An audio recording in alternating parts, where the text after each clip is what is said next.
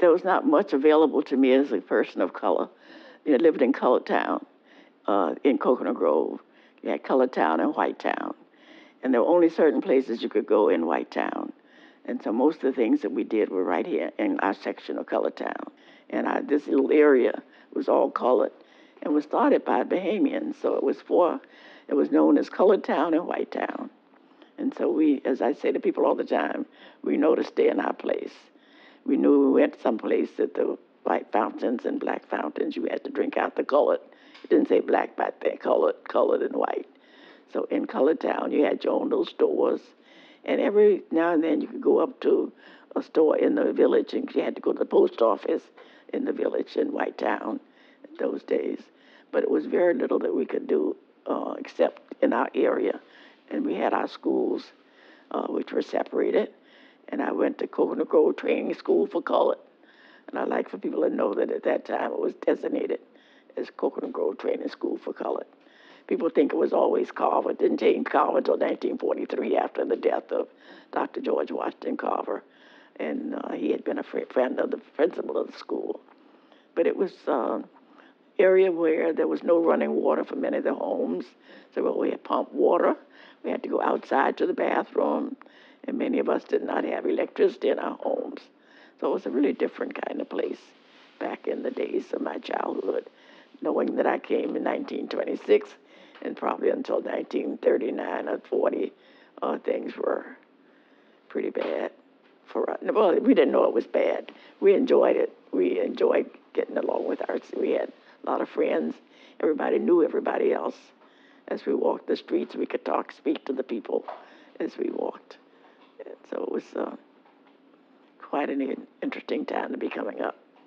Well, I mean, for me personally, I think there's a lot more opportunities, obviously, than it was when my grandmother was coming up. I think that now there's a premium on education as it was at her time, but there were more slots for blacks to become successful and to enter into the job force. I think that there is a stigma. If when I was coming up, teenagers, there were some kids who would get arrested for petty crimes, things that normally wouldn't be an arrestable offense. And then once you would have that, not conviction, but at least arrest record on your record, the mere arrest without a conviction, it would hinder some businesses or employers from hiring some of these people, regardless if you had a college degree or not. And so I think that arrest or scarlet letter, as I would call it, would significantly affect you more if you didn't have it. And more importantly, it would affect you more if you were black, as opposed to if you were maybe from another race. And that's really twofold because, especially in Miami, because we're so driven, entrepreneurial, and so there are businesses that are family owned, and so because those businesses that are not black businesses, they're able to hire some of their own family, regardless if they had a record or not. So those doors were they're open more for black-owned businesses to employ their own. So in terms of overall opportunity, I think there's a lot of opportunity in this time as opposed to when my grandmother was coming up. There, in my opinion, there still is some racism, not just as a snapshot in this time, but it wasn't as overt as it was in my grandmother's time. It's more covert in the sense that, so in her time, you would see there weren't a lot of information on the applicants, right? And so you would know who if the person is black once they showed up. But in our time, because of Google, because of the internet, because of so much information on the individual person, even to the point where they live, right? So if you come from a specific zip code, if you put Carroll City as your address, then the employer would know that you were most likely black or not. So you may not get the job. Again, so there's things are different now in 2020. Obviously, when I was coming up in the 80s and 90s, there's a big turnaround in terms of access to information that employers have, and vice versa, that employees have. But in terms of opportunity, there's more opportunity now, but it's just it's not as much, or it isn't what it should be. It's amazing that I lived long enough, and I tell people all the time, to have lived long enough to see all these great things that they could do today as a black or as any individual. Because when I was coming along, it was a long time before the telephones were available to us. And I can remember when we first moved to Richmond Heights, when we finally got a telephone, it was a two-party line. So that, everybody, and some four-party lines before you get a private line as a colored person. But as things changed, I've lived long enough to see television, because, television came about in the late 40s, and I had been around since the 20s. So it made a difference. They have, I tell them all, I don't even want to learn how to use, the computer. They're able to use computer and these cell phones, and they could get all these messages and stuff. And I get them, but I have to push all kind of buttons to be able to find what I want to find, where it is so easy for younger people to do that. And so for Charles, it was so different. He had a completely different kind of life in coming up than I had, because he was able to go to more schools, even though he stayed to a black school one time. And he went to La Luz. He does not like to have people know that he's Spanish speaking. But my husband said to his mother and father when he was born, when that child get up, he needs to learn how to speak Spanish, because when he gets grown, the Spanish-speaking people will be the people in business, and they'll be almost running this town. And so he has this ability, but you'll never know it. So he was able to live in that mixed culture, which I was never able to live in. And it has made a lot of difference in being able to stay around long enough to see all this happening for youngsters who could not have these opportunities when I was coming along. And as you get older, I'm already 93, so I've seen a lot, and I've seen a lot of change take place. And I'm just happy that I've been able to live long enough to see some of the changes that have taken place. And of course, as I say, racism is not gone completely, but at least we could go wherever we want to go, wherever we could afford to go. If you have the money to go, you can go into any restaurant or place to have a nightclub or something, which you couldn't go in a movie. You couldn't go. We had one Ace Theater for colored, and then you couldn't go into the white theaters, which were right closer to you, because the theater was right up on Main Highway in Charles. We couldn't go in that theater. We couldn't go in the drugstores there. We couldn't go into Burt's grocery store, meat market, and the things that were happening at that time. We could not take a part in it. Today they can do that. Well, I think that the stories that she's told in terms of how she was treated, and how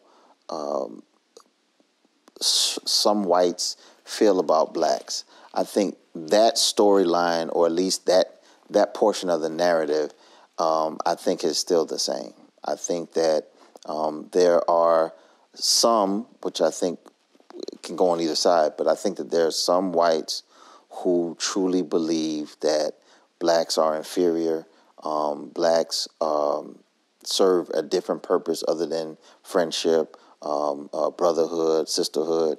I think that group of people is maybe shrinking. I think that because of Trump, and me and my grandmother had this conversation, is that I think Trump has not, he has revealed those who were quiet, right? So one of the things I think that Trump has brought to light is that some of the things that he says is so outrageous that those people are forced to, well, all people are forced to take a position, right? So some of the statements he may make about blacks or whites or whatever the issue is, you have a choice to make. Either you're going to be quiet, which shows consent, or you have to speak out. and he forces you to take a position. And I hate to even talk about this president that we have, but just to think of what's happening in the country today, you could say racism is coming back, full blast almost. You can see it everywhere you go. And it's amazing why I think we can't really abandon the police, but we ought to have better training for police, and we ought to be sure that we have people who are willing and able to work with all colors and not have this business of having to shoot us up. And when you see a chief of police stand out there and kind of say the things that they said, you know that it's really bad in the police department. And I think they need better social training, social work kind of attitude, and the things that they can do to help them see that they're not going to just accept anybody as a policeman anymore. They know that it's not right. And at the end of the day, that's what it's all about, right or wrong. If a police officer is taking down a criminal, or if he witnesses a criminal, if he's taking some action to protect and serve, then that's something we all would agree that that's something that needs to be done. But we just think that blacks should be treated the same as whites. There should be no distinction in terms of the stop and frisk, all of the different things that some police officers do. The majority of police officers do their job. They come, they go, they come and serve. And I just think it's a few bad apples, but those bad apples are put a taint on all of the police. McDuffie riots were really after the police beat him like they did, and then nothing happened to them. The people were angry, and they did go out and tear up places. And I was one of those who thought we could rebuild. I thought black folk could get together and start rebuilding the place. And I think this is when I got this urge to starting things. And I said to my husband, black people have money, but we don't put it together. We've got to start putting our monies together to try to get things done. And so we started a group, and we named it Black Investors of Dade County, BIDCO. And I thought we were going to rebuild 62nd Street, which had been torn down. So if for no other reason, some good came out of, even though they burned down a lot of the places, a lot has been rebuilt and restored in the Liberty City area. My late husband went out of here in his pajamas over on Grand Avenue to help keep people safe and help young blacks to see that we couldn't have all that rioting and stuff going on Grand Avenue. But when I see what's happening and I hate to even talk about this president that we have, but just to think of what's happening in the country today, you could say racism is coming back, full blast almost. You can see it everywhere you go. And it's amazing why I think we can't really abandon the police, but we ought to have better training for police, and we ought to be sure that we have people who are willing and able to work with all colors and not have this business of having to shoot us up. And when you see a chief of police stand out there and say some of the things, well, he wasn't really the chief. I guess he was the head of that particular group of policemen, and kind of say the things that they said, you know that it's really bad in the police department, in some police departments. And I think they need better social training, social work kind of attitude, and the things that they can do to help them see that they're not going to just accept anybody as a policeman anymore. But there's no such thing as getting rid of them completely, because we need them when there's a problem. But I think that a lot of the things that are beginning to happen, hopefully, we'll be able to make some change in the future in the way this country is run. Because right now we're going to be, if you had a dictator like we have today, we're going to be in bad shape. We're already in bad shape. We're in worse shape than we are right now.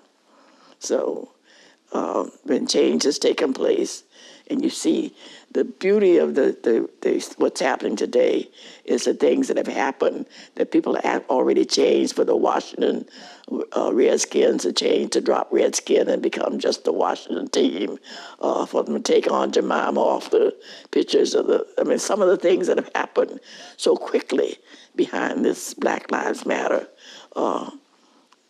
has made a change in this country already. Now, whether it will last or not, I don't know, but a lot has happened. And right now, as we sit here, they're having the funeral of John Lewis. Lewis's funeral is going on, and he was a great warrior for peace. And I think that a lot is lost when you begin to lose leaders like that who be able to stand up in Congress and be able to say the things he was able to say and cross the aisles and be able to get along with both the Republicans and Democrats. I think this is very important. I always say that wherever I am, I want to be able to get along with the people on the other side. I served a few months in the city commission, and Commissioner Regalata, who was a Republican and didn't really want to vote for me. And I can remember Corolla, who was chairman of the board at that time, said to him, "You got to vote for her and make this a unanimous vote." And he did. And so after we got to working together, all of us got to be friends almost. It was really amazing how we were able to work those few months with such harmony. And it's change could take place. And all of us need to know that there's a way that we can work with one another to help this change take place, or to continue taking place. But like Black Lives Matter walks have been very helpful to this country so far, and all the things that we've seen change, even with our football players and basketball players who are giving up so much of their money now to help see the change take place, always puts hope in my heart that this will continue in some way. Well, I think that the stories that she's told in terms of how she was treated and how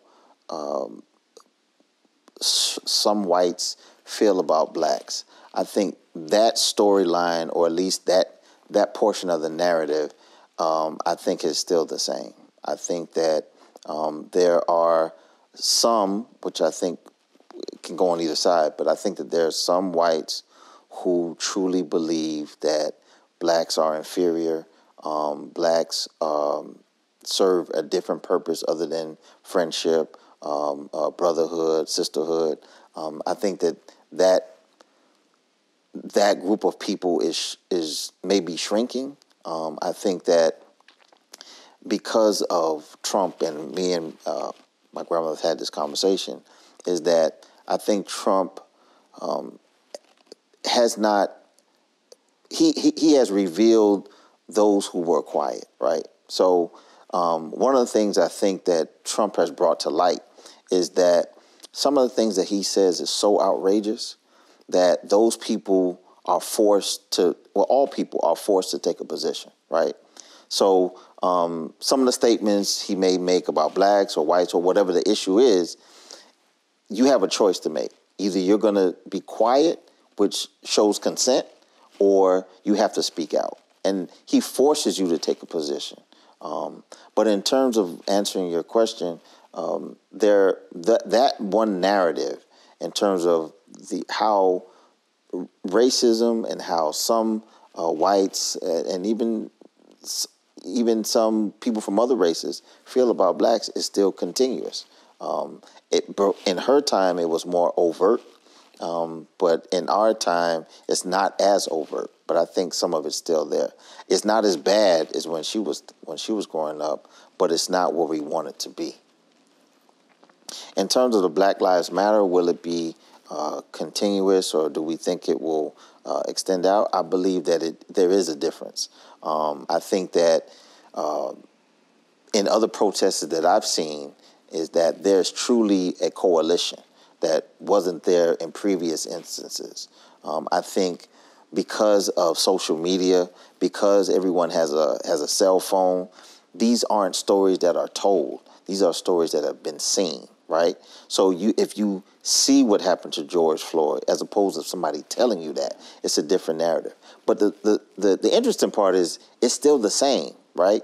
So when dogs were sicked on blacks and it was on the radio in the 60s, that's when change was made. Again, it was the visual of people who are walking peacefully being attacked. that woke America up to make the change in the 60s. And I think that's similar to what's happening now, that people would hear about police brutality, but they wouldn't really see it, or it would allow them as an excuse to forget about police brutality. But when you see it, then it's a totally different, it's almost like a statement that Trump makes, right? If you see the brutality and how graphic it is, it forces you to take a position, right? It forces you to speak up. It forces you to say, this isn't right, or if you're quiet.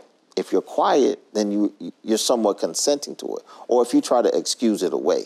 You know, we thought that we would see something like that during a Rodney King brutality, which we did, but it was done, it was videotaped, and the LA riots exploded. And so we saw something like that. We thought that that would be a change. And I think those two different time periods is an interesting dynamic, right? Because when it happened in Rodney King, people were upset, but they didn't really participate as a coalition. But in this instance, I mean, it just pleases me. I was riding down US 1 right after when the protesters started picking up, and I saw at least 20 or 30 older white people hold up signs that said Black Lives Matter. There wasn't a black person in that group.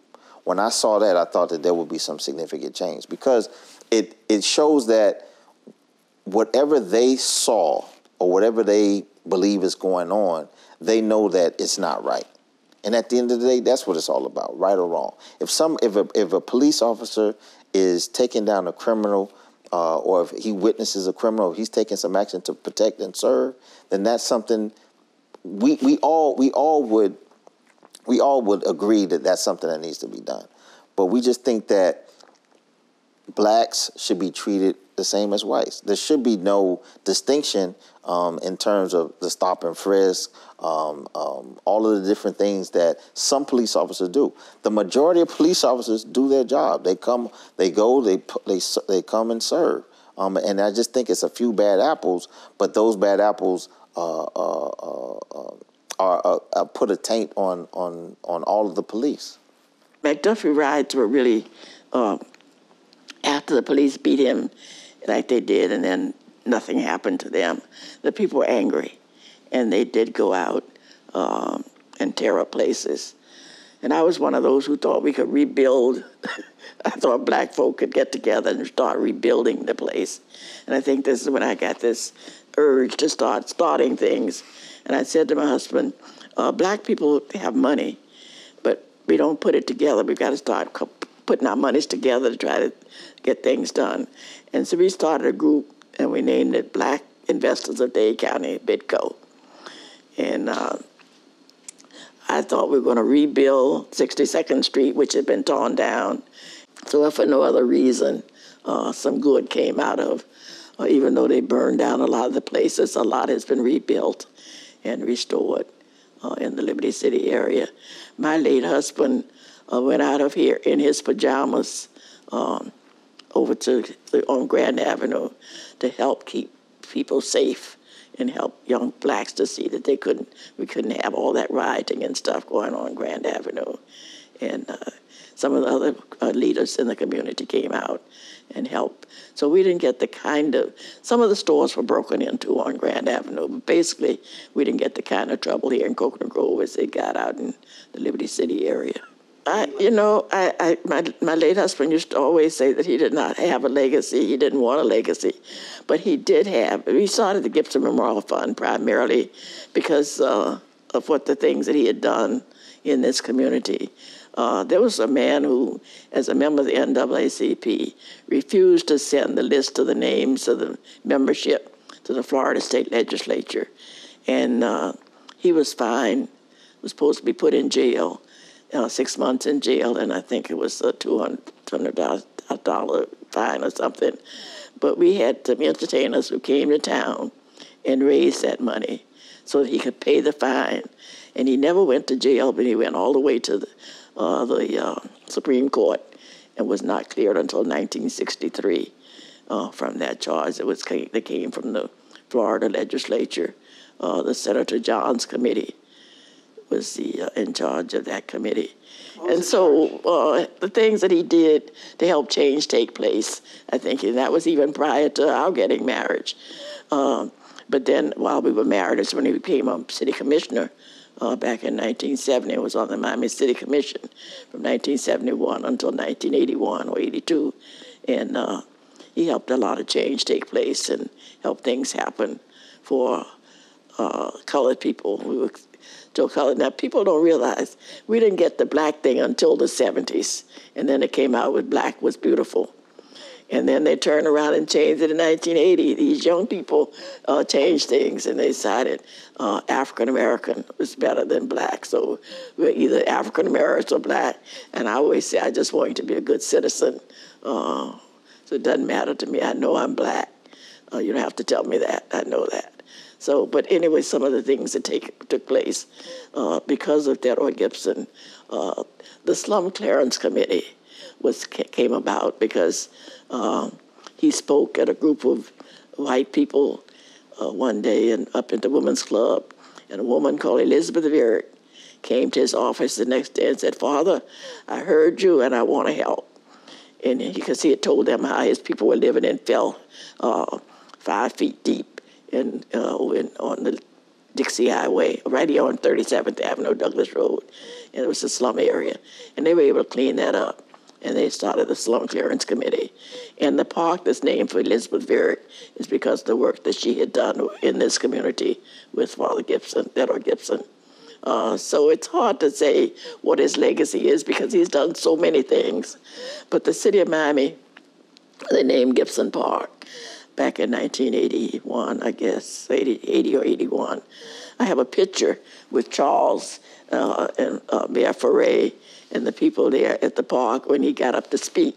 And it's so important when I think about it that he doesn't like to talk about it. But because he spoke Spanish so well, we had him as a little fella, 7 and 8 years old, 9 years old, speaking to groups, giving the thank you in Spanish after one of us did it in English. And at that group, he was standing up at the podium saying his little speech to the crowd. And I have that picture back there in the room. And every time I look at it, I said, "Oh my goodness, this is we had when I first started having the Gibson Memorial Fund dinners, the Thelma Gibson Memorial Fund dinners. He would always have to give a speech, and I had one person, Jay Weiss, that you may have heard of, because Jay Weiss was very person with the Southern Wine and Liquors, and was on the trustees at Jackson Hospital when I was on the trustees there. And he used to always come to the dinners. He said, "I came just to hear your grandson give his little speech in Spanish." And so he's been speaking before crowds, some from a child.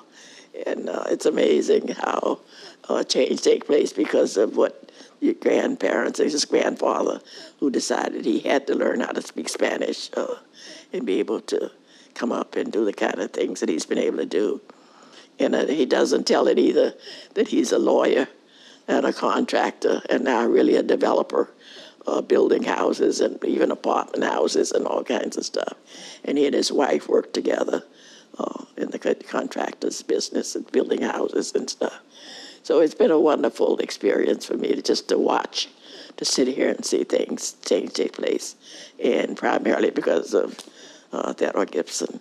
So to say the legacy, there's no one special thing that you could pinpoint when there have been so many things that he's done to help change take place, not only here in Coconut Grove, but all of Dade County. I didn't appreciate it, obviously, when I was younger than I do now, is my grandmother's ability to keep the Gibson legacy going, right?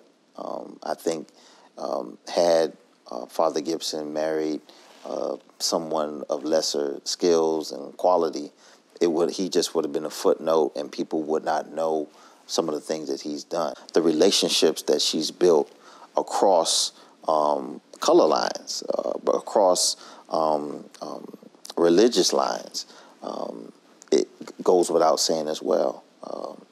And one of the things that I think it underscores everything, but it talks about her ability to have relationships. I mean, if you you have to put yourself back into a time of like maybe the 80s where she knew the people, black and white, who would support her just based on her word, right? So when she talks about BitGo, her contributions to BitGo wasn't just a dollar. One of the things I've always admired about her, with her ability to pick up the phone and call people, they know that her word is her bond. And that's one of those things that's kind of underscored, but it's so valuable, right? So going back to her contributing and help start and help maintain BitGo, her ability to start another organization or help put it together, Guts, these were businesses where people contributed. Could you imagine people nowadays? I mean, 100,000 is nothing, but if you kind of factor in inflation, we're talking about maybe $500,000 at this point. Could you imagine a group of blacks putting $500,000 together to based on no real track record, just based on Miss Gibson's word? I mean, it's amazing, and that's just one company.